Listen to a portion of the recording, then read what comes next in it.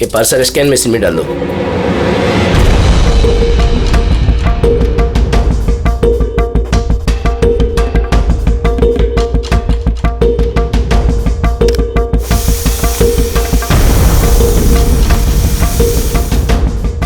ये parcel reception में दे दो।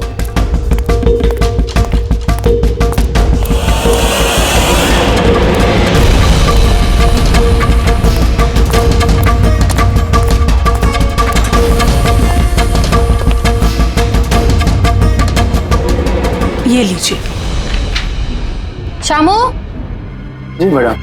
ये पार्सल लो, जस्टिस राय के लिए आया है। वो ऊपर प्राइवेट लॉज में बैठे हैं, उनको दे दो। बाप रे, जस्टिस राय उनके पास कौन जाएगा? क्यों, क्या हुआ? अभी 10 बातें सुना देंगे। Check and met. राय, शतरंज खेलना भूल गए? ऐसी कोई बात नहीं है, मैं बस आज तगड़ा खेलने के मूड में नहीं हूं। और सुनो, तुम भी आज मुझे हराने की कोशिश नहीं करोगे, समझे? क्यों भाई, तुम्हारा जन्मदिन है इसलिए? बिल्कुल, बहुत अच्छा गेम खेला तुमने। एक और खेले? ठीक है।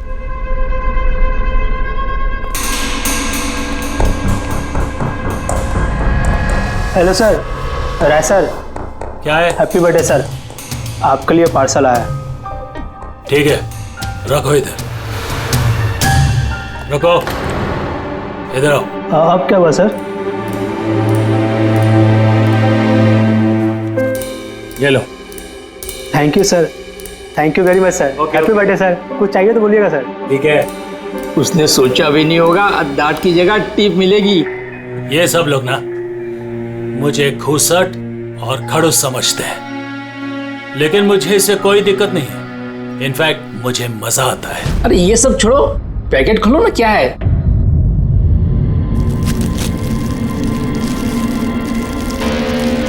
ये है क्या? देश के सर्वश्रेष्ठ कानूनी दिमाग को सम्मान पूर्वक भेंट। कोई नाम नहीं? Press the tell.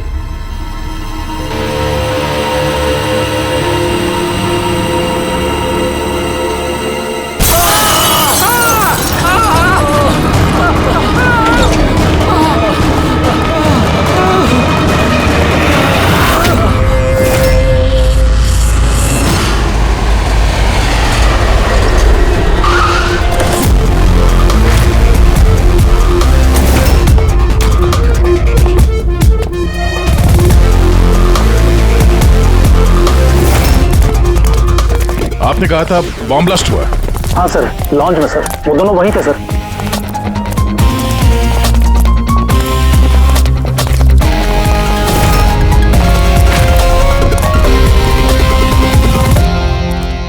ये देखिए सर। यहाँ तो कांच ही कांच है। पूरे फेस पे कांच के टुकड़े हैं। जख्म बहुत गहरा नहीं दिख रहा है, खून भी ज्यादा निकला नहीं है, तो फिर इसकी मौत कैसे होगी?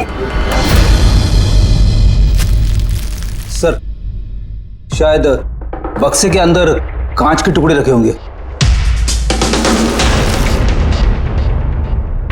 हाँ सर, इसमें एक कांच का शोपीस था। स्कैन करते वक्त गार्ड ने देखा था। एक्चुअली सर, आज जस्टिस राय सर का बर्थडे था ना, इसलिए ये बॉक्स किसी ने भेजा था। लेकिन सर, ये बॉक्स तो मेटल डिटेक्टर स्कैनर सबसे क्लियर होके आया था, फिर पता नहीं क्यों ये सब हो गया। सर, हमारे ज़्यादातर क्लाइंट्स हाई प्रोफाइल जजेस और लॉयर्स हैं, और उनमें से ज़्यादातर ऐसे हैं जिनकी जान को खतरा है, इसलिए हम उनकी सिक्योरिटी और प्राइवेसी का पूरा ख्याल रखते हैं सर। तो आज क्या हुआ? हाँ? सर, प्रेस द टेल, क्या है ये? जो कुछ इस बॉक्स में होगा शायद उससे रिलेटेड है। ये पार्सल तो जस्टिस राय के लिए था। ये जस्टिस लाल बिना वजह मारे गए। शॉपथन, अब ये ऑनलाइन शॉपिंग की गई है। चारों तरफ कांच बिखरे हैं। इन लोगों का कहना था कि धमाका हुआ है,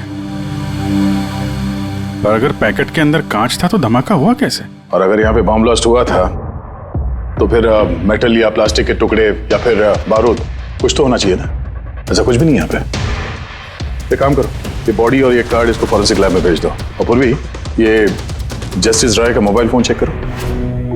मेटल डिटेक्टर वहाँ, स्कैनर वगैरह तो सब है। अगर पार्सल में बॉम्ब था तो डिटेक्ट कैसे नहीं हुआ? सर पार्सल में ऐसा कुछ था ही नहीं साहब, मैंने ध्यान से देखा था। और स्कैनर मशीन में साहब सिर्फ कांच का सामान ही दिख रहा था। अच्छा, इस स्कैनर की फुटेज स्टोर तो होती होगी? हाँ सर, फुटेज 24 घंटे तक सेव रहती है और उसके बाद अपने आप डिलीट हो जाती है। ओके, वो फुटेज देख सकते हैं हम लोग?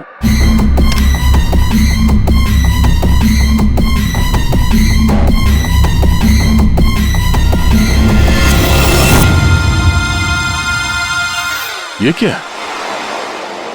कोई शोपीस तो लग रहा है। देखिए सर, कहीं कोई मेटल है ही नहीं और इतना पारदर्शी कांच ही हो सकता है। जब वो डिलीवरी बॉय आया था तब की फुटेज है? हाँ सर, और कल बारिश की वजह से सीसीटीवी कैमरा खराब हो गया था। आप कह रहे थे सिक्योरिटी का बड़ा इंतजाम है, ये आपका इंतजाम है? Sorry sir.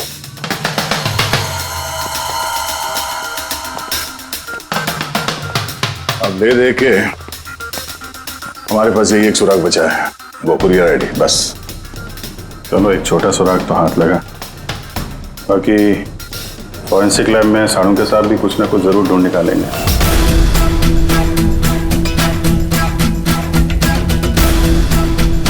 ये गुत्थी तो सूरज ही नहीं रही है। समझ में नहीं आ रहा है आखिर ये हुआ कैसे। जैसा कि तू कह रहे तेरे समझ में नहीं आ रहा कि इन दोनों की मौत हुई कैसे? अरे नहीं, ये समझ में आ गया कि इनकी मौत कैसे हुई है। ये जो कांच के टुकड़े हैं ना, इनमें जहर है, इसकी वजह से इनकी मौत हुई है। कांच के टुकड़े जहरीले थे? हाँ, वो जो कांच का शोपीस बना था ना, तो शोपीस बनाते वक्त जब कांच को पिघलाया गया तब खूनी ने उसमें जहर मिला दिया। जब कांच ठंडा हो गया तो जहर पूरे के पूरे कांच में फैल गया। कोई सोच भी नहीं सकता था बॉस।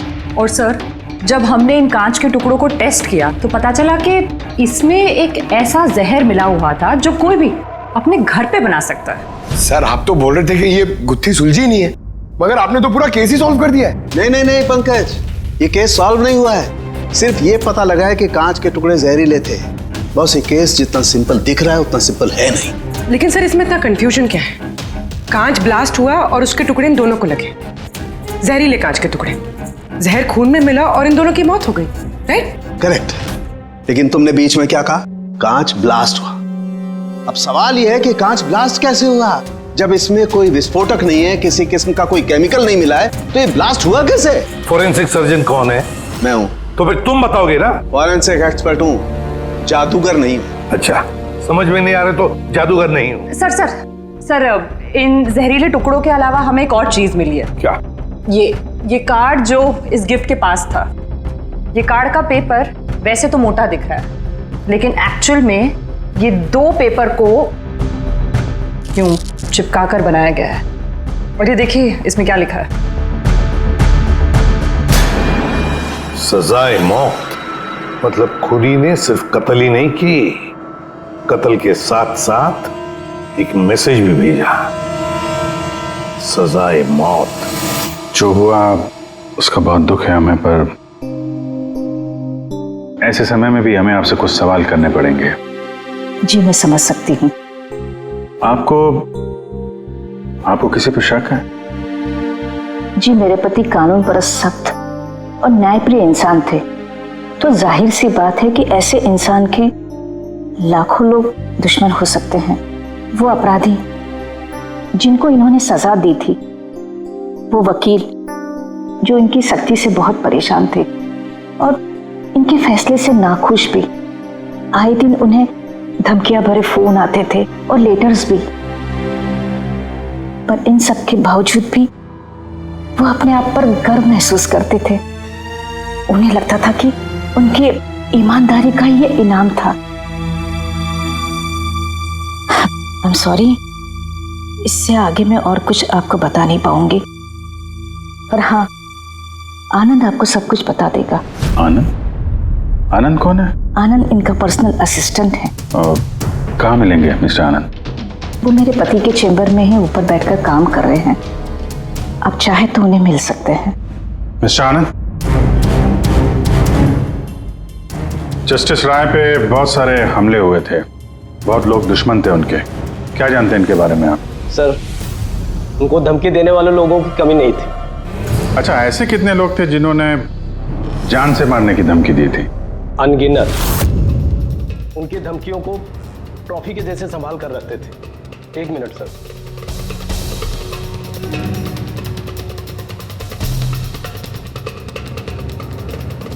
ये रही उनकी ट्रॉफीज।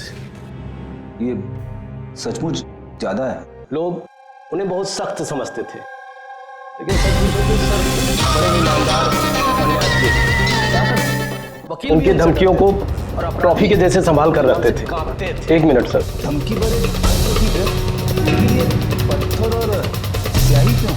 कई साल पहले किसी ने खिड़की से पत्थर फेंका था। ये रही उनकी ट्रॉफीज। ये सचमुच ज्यादा है। लोग उन्हें बहुत सख्त समझते थे, लेकिन सच पूछो तो सर बड़े ईमानदार और न्यायप्रिय थे। यहाँ तक वकील भी उनसे डरते थे और अपराधी उनके नाम से कांपते थे। धमकी भरे खत तो ठीक है, लेकिन ये पत्थर और स्याही क्यों?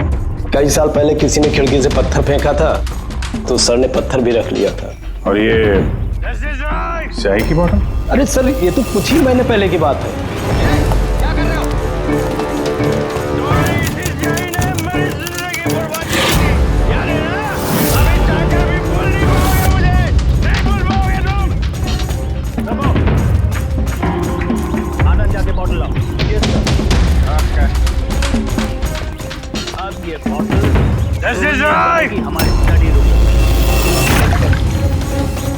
क्या कर रहे हो? तुम्हारी इसी स्याही ने मेरी जिंदगी बर्बाद की थी, याद है ना? अभी चाहकर भी भूल नहीं पाओगे मुझे, नहीं भूल पाओगे तुम। जिन लोगों ने धमकी दी है, सबकी डिटेल चाहिए। आनंद जाके बॉटल लाओ। अब ये बॉटल सोवेनियर बनेगी हमारे स्टडी रूम में। कमल को इस हरकत की वजह से फिर से जेल हुई, शायद अब भी जेल में ही हो। कि हमें पता चल सके कि ये सारी चीजें अपने कब्जे में ले लो। और मिस्टर आनंद, जज साहब को जिन जिन लोगों ने धमकी दी है, सबकी डिटेल चाहिए हमें, सबकी लिस्ट चाहिए। यार वीरेन प्लीज यार, एक बार फिर से पता करो यार, शायद कुछ पता चल जाए। सर जब ये पॉसिबल है ही नहीं तो पता चलेगा कैसे? देखिए आप सिर्फ मुझे कांच के टुकड़े दिखा रहे हैं, ना इसमें बारूद है, न केमिकल है, न कोई मेटल और कोई विस्फोटक पदार्थ भी तो नहीं है इसमें कि हमें पता चल सके कि ये ब्लास्ट की वजह क्या है। यार वीरेन, वहां पर जो कुछ था वही दूंगा ना, वहां पर सिर्फ कांच के टुकड़े थे और कुछ नहीं था। तो सर ये बॉम्ब ब्लास्ट है ही नहीं, क्योंकि दुनिया में ऐसा कोई भी बॉम्ब नहीं बना है जो सिर्फ कांच के टुकड़ों से बना हो। कांच में विस्फोटक गुण होते ही नहीं है सर, ट्राई टू अंडरस्टैंड। मुझे मालूम है कांच में विस्फोटक गुण नहीं होते, लेकिन वहां पर ब्लास्ट हुआ है, ब्लास्ट में सिर्फ कांच के टुकड़े मिले और कुछ मिला ही नहीं है यार। तो सर आई विश कि आप ये केस जल्द से जल्द सॉल्व कर लें, ताकि हमें भी तो पता चले कि ये ब्लास्ट हुआ कैसे। सर आप लोग कांच के गुणों के बारे में बात कर रहे हैं ना? मैं ऐसी किसी को जानती हूँ जो हमारी हेल्प कर सकती है। ग्रेट सर, उसको हर तरह के कांच के बारे में पता है। आई थिंक हमें एक बार उससे मिल लेना चाहिए। मिलते हैं तारिका, तुम जिससे कहोगी उससे मिलते हैं। बस मुझे सिर्फ ये पता करना है कि आखिर ये ब्लास्ट हुआ कैसे।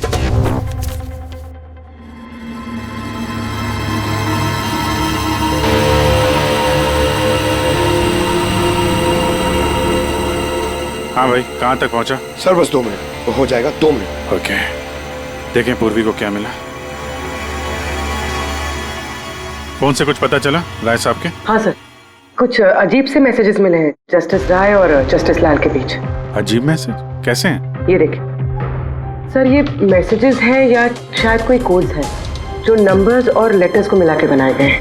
ये देखिए सर, ये मैसेजेस जस्टिस राय ने जस्टिस लाल को 2 बार भेजे, एक बार 3 महीने पहले और दूसरी बार सिर्फ 1 महीने पहले। अब या तो ये इन दोनों दोस्तों के बीच का कोई सीक्रेट कोड है, या तो फिर कोई ऐसी खास बात है जो जस्टिस राय जस्टिस लाल को बताना चाहते हैं। एक काम करो, ट्राई करो डिकोड करने के लिए, देखो कुछ पता चलता है क्या। हाँ, ये लिस्ट पूरी हुई? हाँ सर, जस्टिस राय के पीए आनंद ने जो हमें धमकियों के बारे में बताया था सर, उस हिसाब से हमने ये 3 सस्पेक्ट की लिस्ट बनाई है। 3 भागों में क्यों, क्या है? अब यहाँ पे जितने लोग हैं इनमें से सभी लोगों ने कभी ना कभी जस्टिस राय को धमकी दी है और इनमें से ज्यादातर लोग जेल में भी है। लेकिन ये वनेश, ये एक मर्डर के केस में अंदर गया है और बाद में इसकी दिमागी हालत ठीक नहीं है, इसलिए इसे रिहा कर दिया गया। और ये कमल जी, इन्होंने जस्टिस राय पे स्याही फेंकी और इस जुर्म में इन्हें अंदर कर दिया गया। फिलहाल ये कहाँ पर है उसकी कोई जानकारी नहीं है। सर ये दूसरी लिस्ट जो है, इसमें से ये 3 लोगों को सजाए मौत दी हुई है सर जस्टिस ने, और ये अभी भी जेल में अपनी सजा काट रहे हैं। 3, ये चौथा, ये कौन है? सर ये है किशोर जी। इनके बेटे को जस्टिस ने 3 साल की सजा दी थी सर, और न्यूज़ में एक आर्टिकल आई थी कि ये सजा ज़्यादा देने की ज़रूरत नहीं थी, और इस वजह से वो शायद डिप्रेशन में होगा और उसने अपनी आत्महत्या कर ली सर। तो इस किशोर के पास अच्छी खासी वजह है बदला लेने की। और ये है धवन, ये एक वकील है पेशे से, और अजीब बात यह है कि पिछले साल इसने जस्टिस राय के कोर्ट में बहुत सारे केसेस लड़े, पर वो एक भी जीत नहीं पाया, सारे हार गए। तो कहीं ये हारा हुआ वकील बदला लेने के चक्कर में राय साहब को, हाँ ये भी हो सकता है कि ये कोई काबिल वकील ही ना हो। तो अब कुल मिला के हमारे पास बचते हैं 4 सस्पेक्ट। एक ये कमल, वनेश, किशोर और धवन। सर गिफ्ट भेजने वाले का पता चल गया। वो गिफ्ट कमल ने भेजी थी और शॉपेथॉन वालों ने कुरियर की आईडी से पता किया है। तो उनके पास उसका एड्रेस तो होगा ना? नहीं सर, एड्रेस का तो पता नहीं चला। कोई बात नहीं, कमल जिस जेल में था वहां से पता चल जाएगा, वहां चलते हैं। सॉरी ऑफिसर, लेकिन हमें उसे 1 महीना पहले ही छोड़ना पड़ा। जज पे हमला किया था, इतनी जल्दी छूट गया? 1 मिनट, आपने कहा कि उसे छोड़ना पड़ा, लेकिन क्यों? उसकी तबीयत की वजह से, क्योंकि सालों से उसको नशे की लत थी। 7 साल पहले वो एक केस में पकड़ा गया था, वहां उसने पीना छोड़ दिया, लेकिन जेल से छूटने के बाद फिर उसने पीना शुरू कर दिया, इसलिए उसका पूरा लीवर खराब हो चुका था। ये भी तो हो सकता है कि उसने लीवर खराब होने का बहाना किया हो। नहीं नहीं सर, हमने डॉक्टर से कंफर्म करके उसे छोड़ा था। अच्छा, उसका एड्रेस तो होगा ना आपके पास, वो दे दीजिए। एड्रेस तो है, लेकिन मुझे लगता है वो वहां नहीं मिलेगा, वो हॉस्पिटल में ही मिलेगा, क्योंकि उसे जल्द से जल्द लीवर ट्रांसप्लांट करने की जरूरत थी। लेकिन जहां तक मुझे पता है कि शराब के आदी लोगों को लीवर ट्रांसप्लांट की इजाजत नहीं मिलती है। मिलती है, अगर शराबी कम से कम 6 महीने तक शराब ना पिए तो, और यहाँ जेल में तो मिलने से रही, इस बिना पे हमने उसको permission they the. Okay sir, thank you. अगर ऐसा है तो अपनी जान बचाने के लिए इसने कहीं ना कहीं किसी हॉस्पिटल में रजिस्ट्रेशन तो करवाया ही होगा। एग्जैक्टली। और ये कोई छोटा मोटा इलाज तो है नहीं जो कहीं भी हो जाए। शहर में गिने चुने हॉस्पिटल है जहाँ पे ट्रांसप्लांट हो सकता है, वहीं ढूंढते हैं इस कमल को। अरे तारिका, ये तुम कहाँ ले आए भाई मुझे?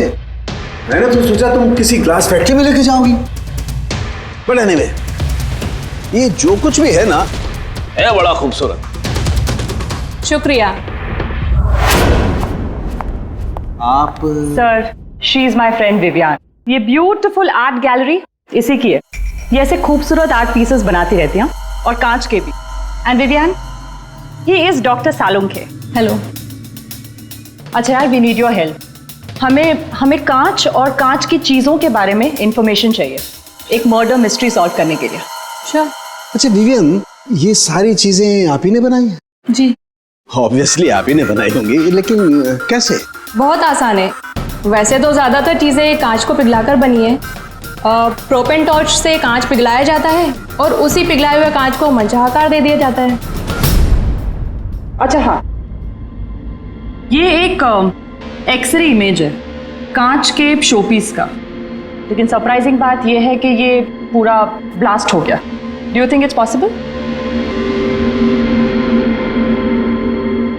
इसका आकार तो बूंद जैसा है, लेकिन समझ में नहीं आ रहा कि ये है क्या। विवियन, एक बार जरा फिर से देखो गौर से, शायद कुछ ऐसी चीज हो जो तुमने अभी तक देखी नहीं। एक मिनट, इसकी नोक देख रहे हैं आप लोग? ये जानबूझकर बनाई हुई तो नहीं लगती। I mean, जिसने भी इसे बनाया है उसने कांच को पिघलाकर बहुत जल्दी उसे ठंडा कर दिया है, बिल्कुल तुरंत, जिससे कि ये कांच का आकार न केवल बूंद के जैसा रह गया है, बल्कि इसकी नोक पतली, लंबी और नाजुक हो गई है। Thank you so much for your help. कांच को पिघला करके ठंडा कर दिया गया, तुरंत तुरंत, जैसे वो बूंद बनी। My God. तारिका, हमें लैब में चलना है तुरंत, फौरन। हाँ, वो विवियन, हमें आपकी वो प्रोपेन टॉर्च चाहिएगी प्लीज।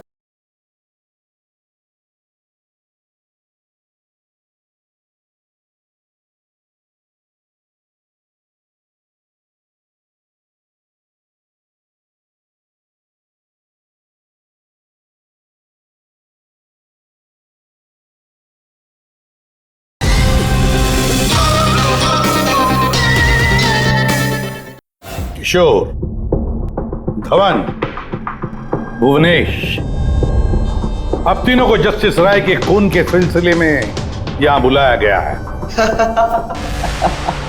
मर गया? बड़ा भगवान बनता था, लोगों के जिंदगियों का फैसला करता था। चलो अच्छा है अब मर गया। सर, इसे देख के तो लगता है कि ये दिमागी हालत से ठीक नहीं है। हो सकता है नाटक कर रहा हूं। असाइलम की अटेंडेंस स्लिप है इसकी।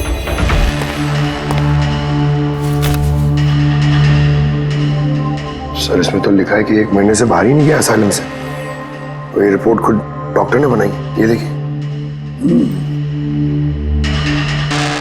ठीक है, ले जाओ इसे। चलो चलो उठो।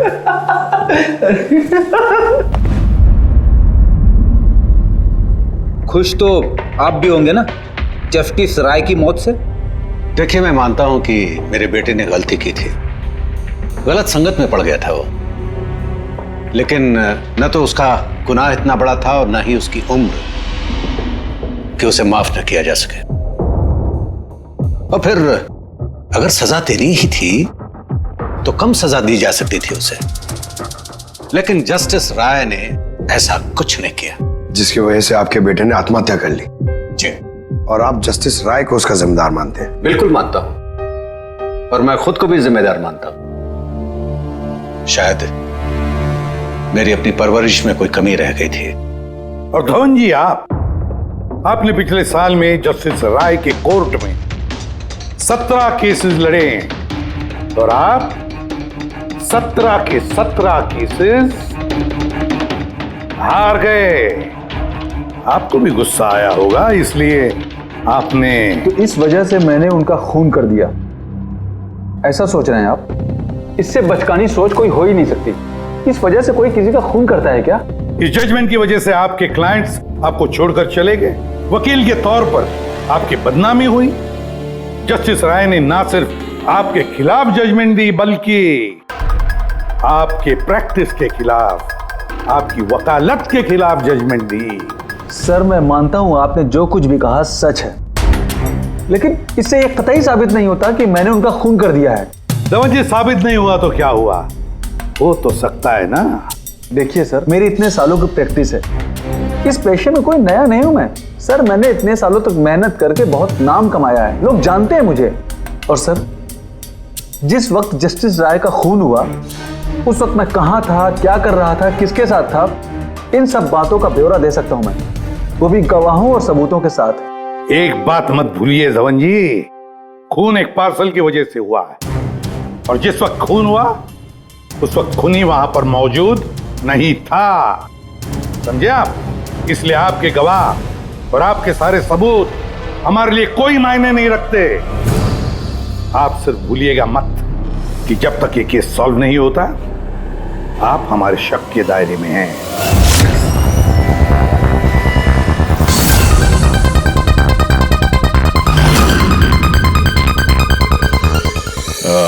डॉक्टर पुनीत?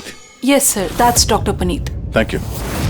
डॉक्टर पुनीत, हम लोग सीआईडी से हैं, आपसे फोन पे बात हुई थी कमल के बारे में। जी हाँ, मुझे याद है। दरअसल कमल हमारे लिवर ट्रांसप्लांट की लिस्ट में है और हम उसके लिए सही डोनर का इंतजार कर रहे हैं। और एक बात अच्छी है कि उसने शराब पूरी तरह से छोड़ दी है, वरना हम ये ऑपरेशन नहीं कर पाते। तो आपके पास इस कमल का एड्रेस तो होगा? जी, एड्रेस तो नहीं है। तो डॉक्टर साहब, उसको अगर डोनर मिल गया तो आप उसे कांटेक्ट कैसे करेंगे? सिंपल है, हम डोनर्स और जरूरतमंद पेशेंट की लिस्ट हमारी वेबसाइट पर अपलोड कर देते हैं, और सभी पेशेंट्स अपने डोनर्स की सही लिस्ट वहां पे देखते हैं और हमें कांटेक्ट करते हैं।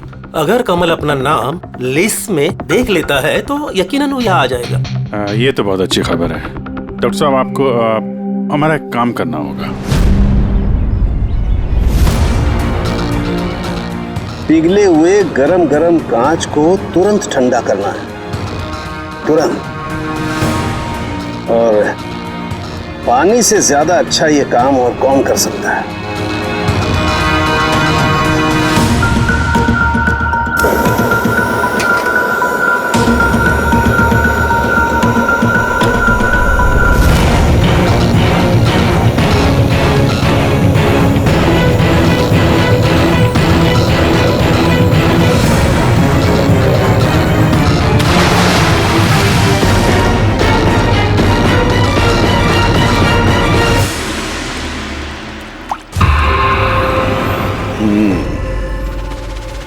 ऐसे बनी ये कांच की बूंद, लेकिन जस्टिस राय की जिस बूंद से मौत हुई थी वो तो काफी बड़ी थी। ठीक है, मैं भी एक बड़ी बूंद बनाने की कोशिश करता हूं।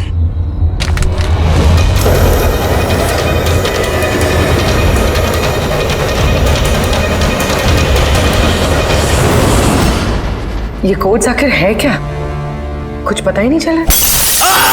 My God!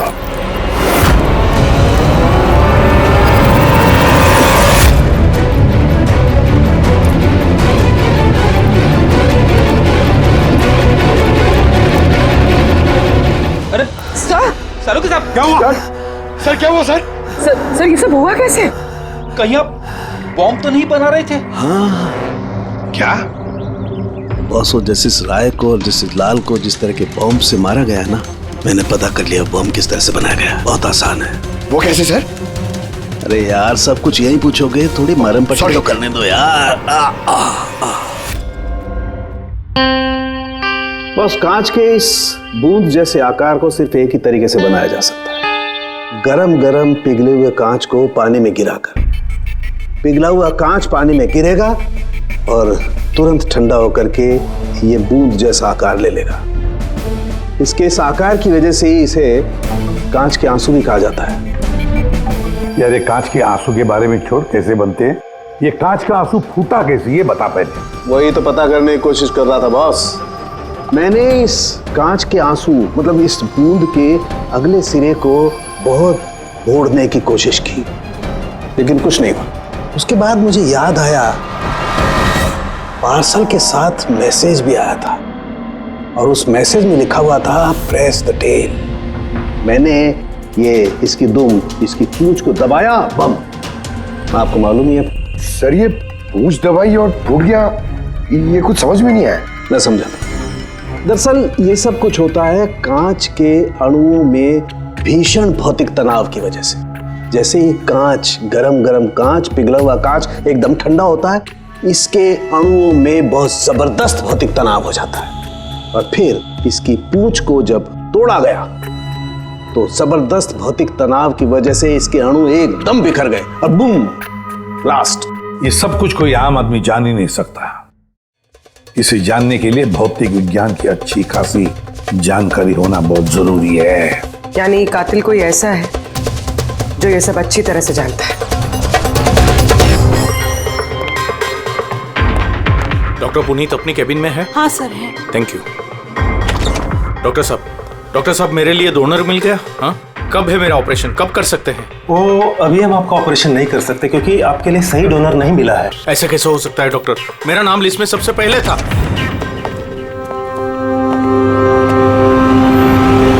देखिए, मेरी सजा काट चुका हूँ पूरी तरह से, फिर आप लोग मुझे कहाँ लेके जा रहे हैं? मैंने ऐसी कोई गलती भी नहीं की है। जस्टिस राय का खून हो गया है। क्यों किया खून? जस्टिस राय का खून? लेकिन मैंने कुछ नहीं किया। आपने शॉपटाउन वेबसाइट से जस्टिस राय के लिए उनके जन्मदिन पे तोहफा भेजा था ना? नहीं तो मैंने कोई तोहफा नहीं भेजा था। तुमने कुछ नहीं किया तो फिर तुम अंडरग्राउंड क्यों थे? देखिए, मैं अंडरग्राउंड नहीं हुआ था।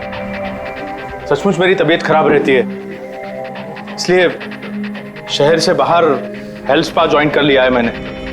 जेल से छूटने के बाद मैं वही रहता हूँ। और वो पार्सल, कांच का अजीब सा शोपीस जो आपने जस्टिस राय को भेजा था शॉपटाउन वेबसाइट से, जिसपे आपका कॉन्टैक्ट डिटेल्स भी था? हाँ, मैंने शॉपटाउन वेबसाइट से शॉपिंग जरूर की है और पार्सल भी भेजा है, लेकिन जस्टिस राय को नहीं भेजा। मैंने मेरी बेटी को भेजा है क्योंकि उसका जन्मदिन था।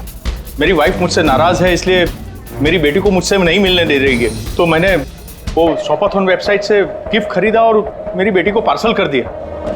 कोई सबूत है इसका तुम्हारे पास? हाँ है ना सर, मैं आपको शॉपटाउन वेबसाइट का मेरा अकाउंट दिखाता हूँ, उस पर आप लोगों को पता चल जाएगा कि मैंने कब और क्या खरीदा है। देखिए। ठीक है।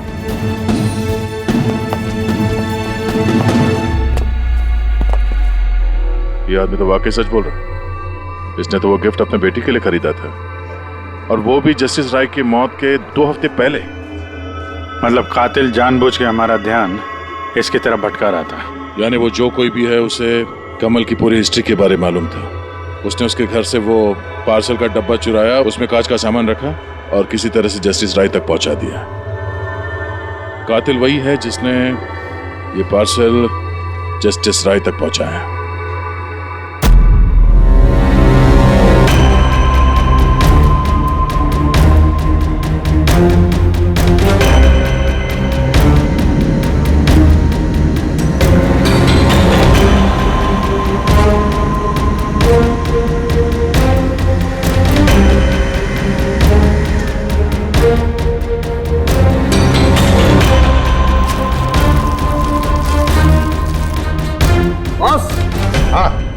एक मिनट जरा तो से देखो, इस एड्रेस के नीचे की तरफ एक और एड्रेस, और ये दोनों पते अलग अलग हैं। डैम इट, एक सुराग मिला था वो भी गलत निकला। मतलब कमल बेकसूर है। बस मैं इस कागज को लैब में ले जाकर के अच्छी तरह से चेक कर लेता हूँ। ठीक है सर। सब मिल गया। एक सबूत गया तो दूसरा मिल गया, कोड डिकोड हो गया। कोड में क्या है? सर वो कोई कोड्स नहीं है, सिंपल मैसेजेस है। उन दोनों डेट्स पे जब जस्टिस राय ने जस्टिस लाल को मैसेजेस भेजे थे, उन दोनों डेट्स पे दो बातें कॉमन थी। कौन सी बात? सर पहली बात, उन दोनों डेट्स पे दोनों जजेस में से एक शहर से बाहर था, और दूसरी बात, उन दोनों डेट्स पे संडे था। और जिस दिन कत्ल हुआ है उस दिन भी संडे था। Exactly sir. और मारे जाने से पहले वो दोनों शतरंज खेल रहे थे। यस। जो मैसेजेस जस्टिस राय ने जस्टिस लाल को भेजे हैं वो कोई कोड्स नहीं, शतरंज की चालें थी। वो दोनों चाहे कहीं भी हो अपना शतरंज का खेल जरूर पूरा करते थे। जहां छोड़ा अगली बार वहीं से पकड़ते थे। मतलब दोनों भी जजेस संडे के दिन शतरंज खेलते थे, और ये बात कातिल जानता था, इसीलिए उसने उसी संडे को खुद अपने हाथों जाकर वो पार्सल डिलीवर किया। वो जानता था कि जस्टिस राय वहां होंगे। सर वो ये भी जानता था कि जस्टिस लाल भी वहां पे होंगे। बिल्कुल सही कहा तुमने अभिजीत, बिल्कुल सही कहा। हम तो ये सोचकर चल रहे थे कि कातिल ने जस्टिस राय पर हमला किया, पर उस एक्सप्लोजन में जस्टिस लाल की जान बेवजह चली गई। हालांकि असली बात तो ये है, कातिल चाहता था कि जस्टिस राय के साथ साथ जस्टिस लाल को भी खत्म कर डाले। किशोर, जतिन, भुवनेश, इन तीनों की कुंडली निकालो, देखे तो सही कि इनमें से किसी के पास कोई वजह थी इन दोनों जजेस को मारने की। और फिर धवन, पता लगाओ उसके सारे के सारे केसेस उसने जस्टिस लाल के कोर्ट में लड़े थे, वो क्या है और किसके हैं। सर, हाँ सर, धवन के बारे में पता करके आ रहा हूं। जस्टिस लाल के कोर्ट में सर वो 100 में से 75 केसेस आ रहा था। सर, हाँ सर, जतिन के जेल रिकॉर्ड्स मिल गए। उसके वकील ने डिप्रेशन के बिना पे जतिन को छोड़ने की अपील की थी, और उसकी अपील ठुकरा दी गई थी। जज कोई और नहीं, जस्टिस लाल ही थे। तो जतिन के पिता किशोर के पास अच्छी खासी वजह है कत्ल करने की, पर इतना पेचीदा प्लान वो बना पाएगा?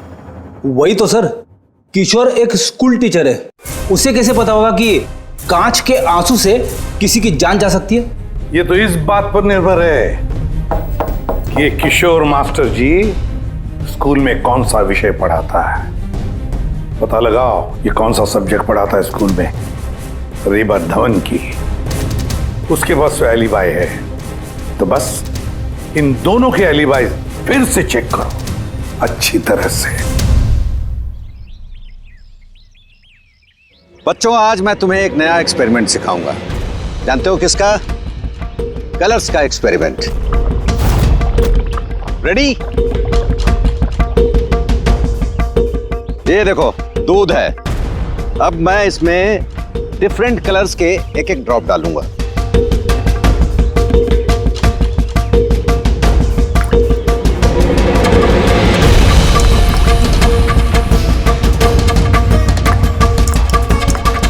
Now come here. देखो बेटा, अब जब मैं ये बड इसके अंदर डालूंगा तो तुम्हें देखने को मिलेगा कि अणु किस तरीके से प्रक्रिया करता है। देखो,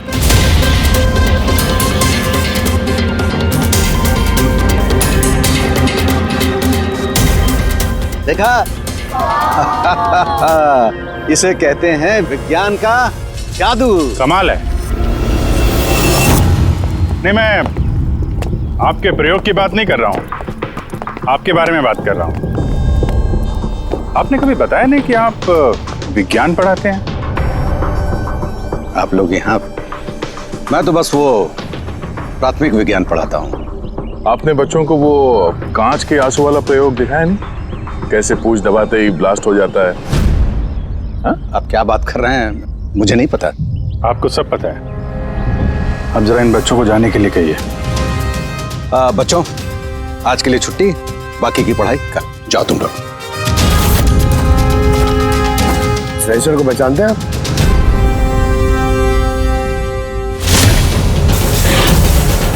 रविवार याद है आपको, जिस दिन टीचर पेरेंट मीटिंग थी? और उसी दिन जस्टिस लाल और जस्टिस राय का खून भी हुआ था। उस दिन आप आए नहीं थे, एब्सेंट थे। इस केस में जिन लोगों पे हमें शक था उनकी आलिबाइज, यानी कत्ल के वक्त वो कहाँ थे, किसके साथ थे, उसका पूरा ब्यौरा सबूत के साथ हमारे पास है, सिवाय आपके। रविवार को आप कहाँ थे? मैं घर पे ही था। मेरी तबीयत नहीं ठीक थी, इसलिए मैं जा नहीं पाया। झूठ। आप घर पे नहीं, क्लब हाउस में थे। जस्टिस राय को वो पैकेज डिलीवर करने गए थे। अगर मैं मान लूं कि आप ठीक कह रही हैं, कोई सबूत है आप लोगों के पास?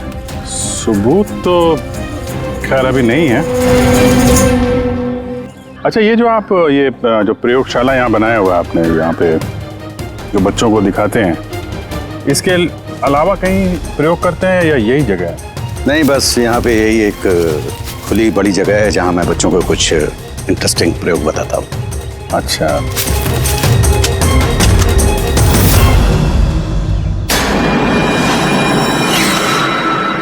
सर आप अंकल? अरे आप लोग वहां कहाँ जा रहे हैं?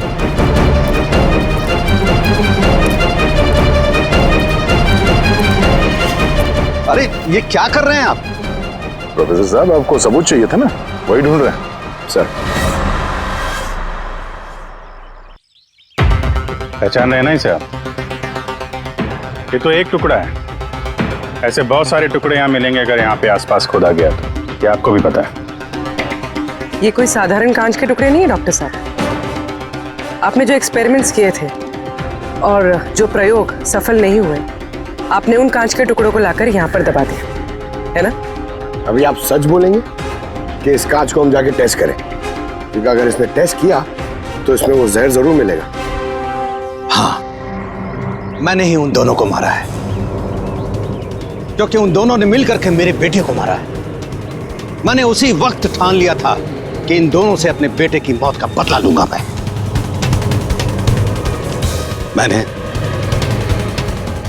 मैंने इन दोनों पे निगाह रखना शुरू किया। एक दिन बच्चों के लिए इंटरनेट पे कुछ अनोखे प्रयोग ढूंढ रहा था मैं, तभी मुझे ये कांच के आंसू का प्रयोग मिला। मैंने सोच लिया कि अपने बेटे को इंसाफ दिलाने का यही एक तरीका है। मुझे पता था कि कमल जस्टिस राय पे स्याही फेंक चुका है और अभी अभी जेल से छूटा है। मुझे उसकी बेटी के बारे में भी पता था। मैं जानता था कि वो उसे बर्थडे गिफ्ट जरूर भेजेगा। अरे भाई साहब, ये भी लेना।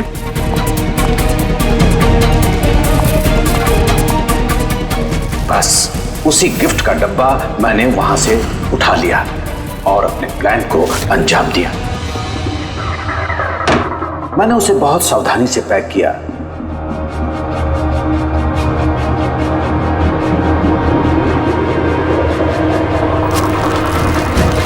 और फिर डब्बे पे पुराने एड्रेस के ऊपर नया एड्रेस लगाया। फिर मैंने उन दोनों की मौत का सामान वहां पहुंचा दिया। मुझे जो करना था मैंने कर दिया। मैंने उन दोनों से अपने बेटे की मौत का बदला ले लिया, उसे इंसाफ दिला दिया। इंसाफ नहीं, सिर्फ बदला था, जिसे ना तो तुम्हारे मरे हुए बेटे की आत्मा को शांति मिलेगी और ना ही उन बच्चों को जो तुम्हें अपना गुरु मानते हैं। हाँ, तुम्हारी इस गलती से उन्हें सबक जरूर मिलेगी। अपनी बची हुई जिंदगी जेल में काटते हुए शायद आप भी अपना सबक सीख ही लेंगे।